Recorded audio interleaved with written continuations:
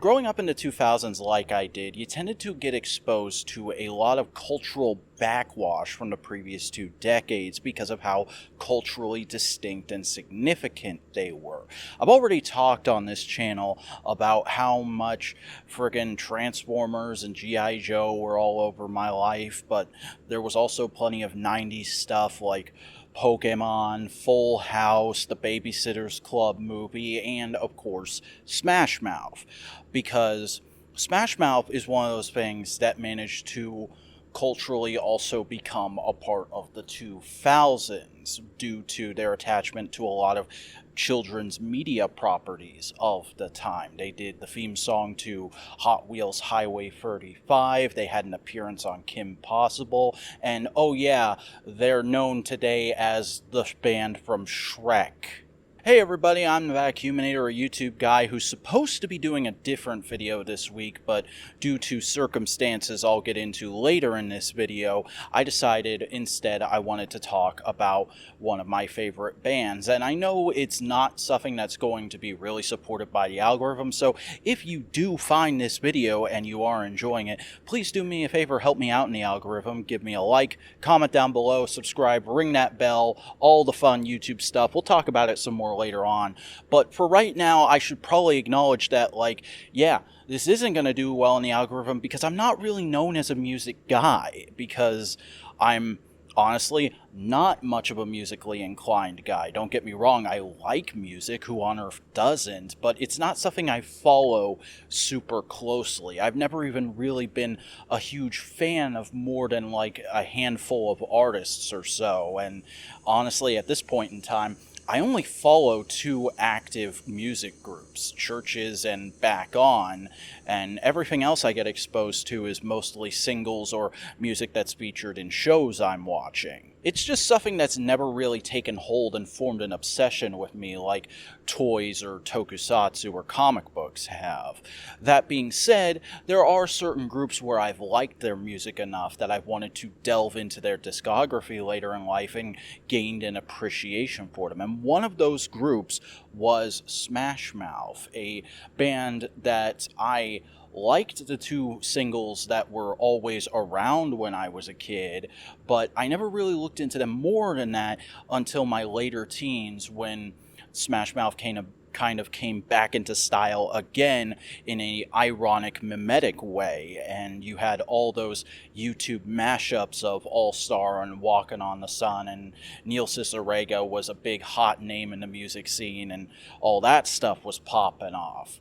But I also noticed this pervasive attitude towards their music at that time that still kind of hangs around to this day, that a lot of it is just poppy, radio-filling nonsense that doesn't have any real artistic value to it. It's just shoved out there by a label to fill airtime and happen to get really popular, and I kind of really disagree with that, honestly, having listened to their whole discography multiple times now, once back when I was a teenager, and now very recently for obvious reasons. The place to start is obviously with All Star, because that's the big one everybody knows, because it was in Shrek and it's been memed to death and herp-de-derp-de-dur. And the reason all that happens is because people tend to look at it as just kind of a goofy, feel good about yourself song that doesn't really have anything of value to say.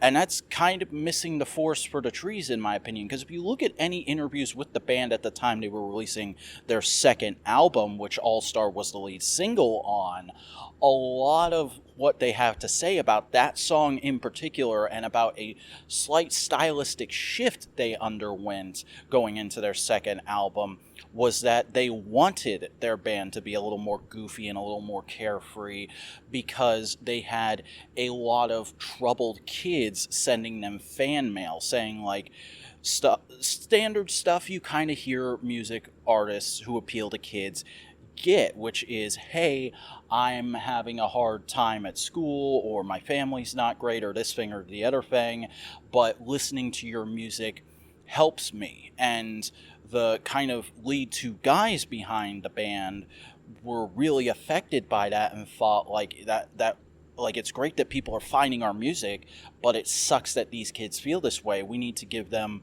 sort of a power anthem so they can feel good about themselves and have and have a little more positive attitude towards life. And that's where All Star came from. It's literally meant to be a hype up, inspirational sort of pep talk song. And I feel it really does accomplish that. Even all these years later, whenever All Star comes on, for whatever reason, whether you're enjoying it ironically or earnestly, you do genuinely get into a better mood just hearing that song. And that's something not a lot of music can accomplish. Not a lot of music evokes that emotion so universally in folks. And that accomplishment can't be understated. But also, when you take a look at the lyrics of the songs just a little bit more, you'll notice callbacks to other parts of their first album and even the album it's even featured on, and sort of the themes and ideas they started off with. Because a lot of people tend to miss this these days, but Smash Mouth did actually have some stuff to say. They weren't just generic garbage out there to fill airtime. They had very interesting criticisms of the state of the world at the time that was always sung from a very poppy, fun, irreverent state of mind. And I really appreciate that, because a lot of message music tends to get overly in your face and loud and downtrodden, where a lot of their songs, especially their first single, the song the whole band kind of formed around, Walking on the Sun, is very much a life is a comedy kind of song. You know, the whole reason Walking on the Sun was written was because the band were all guys from LA, and LA had just gone through the Rodney King riots, a hugely racially tense point in the city's history, and they kind of wanted to make music that was very much in the spirit of, yes, this is all fucked up and it sucks that the world is this way, but why don't we try and be better? Why do we have to fight over these things? Can't we all take a minute, calm down, have some fun, and get along? And to people, especially these days, I know a message like that can seem kind of irresponsible or lazy or stupid, but I really appreciate it, and I still find it really refreshing living in the very politically intense time that I do. Walking on the Sun is one of my favorite songs, but it's not my favorite Smash Mouth song. It's not even close, because my favorite Smash Mouth song is a song that I feel is much more a much more pure distillment of that idea. You know, Walking on the Sun has all these little side trails that it goes on. Like there's actually a really fun biting criticism of boomers before that was ever popular to do so, sort of talking about the fun surfer culture of the 60s that's baked into the video for that song. And just saying, like, what happened? How did your generation get away from this so fast? Can't we get back to this? And I think it's actually much more palatable hearing that message in I Just Wanna See, which is a song that's literally just about having a chill day at the park and enjoying the vibe of people watching, seeing other people having a good day and vicariously having a good day through that. I really feel that's the core attitude behind the band, especially when you look at a lot of their other more direct and specific songs. Like they of course have plenty of songs about women in relationships, as any male-led band is going to, but they also have a couple of really regretful and kind of downtoned songs. Like Waste is very much a song about looking back at your life and trying to figure out where it all went wrong and what you could have done better. But then you have Sister Sidekick, a song nobody ever talks about, which is just a really solid, well-rounded piece that talks about both being nostalgic for a time you can never get back to and also being worried about your future. And that is a song that I have deeply related to very often. Just as I find myself relating to Waste more and more as I get older, I can always relate to Sister Sidekick because it's about both the past and the future, whereas Waste is just entirely about looking at the past. And I think taking all of those kinds of songs and even more that I've not been able to get into yet into account paints a pretty clear picture of the people behind the band, as any good art should. And I do believe that their discography is art. Any music is art. Any expression of yourself is art. And no matter how much studio or record involvement there was with the band, it's still an expression of who they are. They're still making the music. They're not puppets being handed songs to just sing.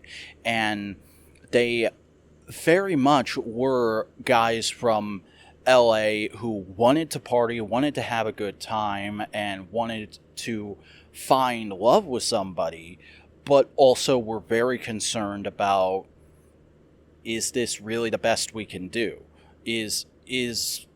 Am I doing good as a person? Are we doing good as a society? Is the world moving in the right direction? And am I helping that, or am I hindering that? Which becomes all the more clear when you look into the personal life of the person who is the whole reason for me deciding to make this video this week. This video that I have hemmed and hawed about making for years because A, I know it won't do well in the algorithm, and B, it's friggin' Smash Mouth. No matter what I have to say, the cultural perspective on them is always going to be there, that they're just a silly throwaway band.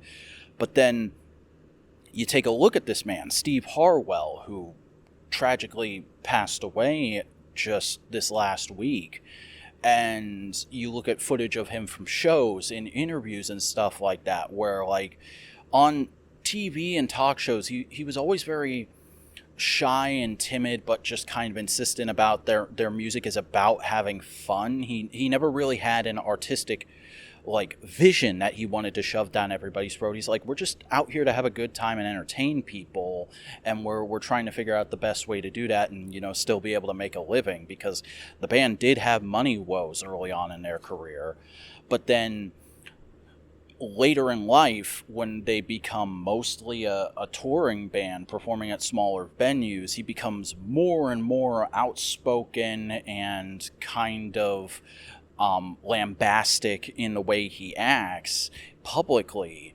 And it's no surprise that the man struggled with multiple forms of addiction, including alcoholism, and that eventually led to him having to leave the band just a few years ago before being checked into a facility because of his alcoholism and dying just a few days after that. And it really does paint a picture that, like, yeah, these were real people who were trying to express themselves, and some of them were probably very troubled, and some of them probably stayed very troubled because they were stuck in that machine of being a band that was constantly on tour and talking about these things. And I don't know if there's like anything I can say towards whether or not it would have helped for Steve to have gotten away from the band sooner, or for the band not to have existed. I didn't know Steve personally. I've never even been to a Smash Mouth concert, despite considering myself a fan, just because concerts aren't really even a thing I enjoy going to. But the music still connects with me, and I still kind of pity Steve Harwell, even though like some of the footage that's out there of him and stories from the band's history are slightly questionable. He was still clearly trying to make good art that people could enjoy and have a good time to, and I still do. I still jam out to All Star and Walking on the Sun and I Just Want to See and Hang On, and there's so many others. Their discography isn't like the most expansive thing ever, but it's really interesting, and most of the songs are at least fun to listen to. I've never heard one that I'm like, that's outright bad, or I can't get into that vibe right now. Like, even some of their covers, they have a cover that is essentially just going like, hey, this is a song that is essentially something we would have written 20 years ago in Why Can't We Be Friends? And they managed to totally make it their own by doing a cover that's in their style that eventually just devolves into people singing it in sort of a fun, I'm just hanging out with my friends and I don't care about being on key way, in what sounds like a bar or some kind of like hangout and grill situation. And I really dig that. I love that version of Why Can't We Be Friends is on their freaking greatest hits album, because it deserves to be. It's another great example of what they were about, of just saying like, forget all the stupid bullshit that makes life hard for a minute. Let's just hang out and have a good time. Even if we can't afford to do anything really cool, we can still just be together and enjoy a song or a meal or like a movie or something. And that's an attitude I try to have towards life. Again, I'm obviously in the minority here, and I understand that. I don't expect this video to change the way a lot of people see Smash Mouth. They're still going to be seen as a goofy frat rock band from the late 90s that happened to be able to stretch out their success for half a decade onwards. But I still like them, and this channel is about saying how I feel about something in the best way I can in the moment, regardless of how people are going to feel with that, and just hoping someone out there will resonate with it. And I feel like this is a really good example of that, especially because, like, as I said, they're known as a frat rock band, which I don't even think is a good summation of what their style is. Yes, they're rock, but they also have notes of ska and pop and lounge in there. It's a very unique sound to all of their music that I've not really heard mimicked too well anywhere else, except in like 60s beach rock, which is only like part of it. There's still an edge to it there that's not present in that, but it harkens back so well, and you see what I'm saying. You get it. I've thought about this band a lot more than probably anyone else has, and I won't lie, I was a little depressed for like a day and a half there when the news about Steve came out, and that's why I made the decision to make this video this week instead of the one I had previously announced, and that one's now been pushed back to November. It just felt like the right thing to do. It just felt like, if I'm ever going to make the Smash Mouth video I've been threatening for years, now is the time. So there it is. A little scatterbrained, but nonetheless, that's a lot of what I feel about Smash Mouth as a band, and why they're important to me, and why I think you should give them a little more of the time of the day next time their songs come on, rather than just brushing it off as goofy pop radio garbage. Because honestly, I don't think you should treat any art that way. I mean, think about it. I spend a lot of time on this channel talking about shows that are essentially Japanese children's toy commercials, but I still treat those as art. I still read meaning into those, so why shouldn't I read meaning into this band or any other band, despite how manufactured they might seem? There's always a little more lying beneath the surface if you just take the time to look at it. And part of taking the time is just persisting, remembering that you never fail until you stop trying. So hopefully none of you are gonna stop trying to think a little bit more about the media you consume, whether that media is Kamen Rider or Walking on the Sun. Until next time.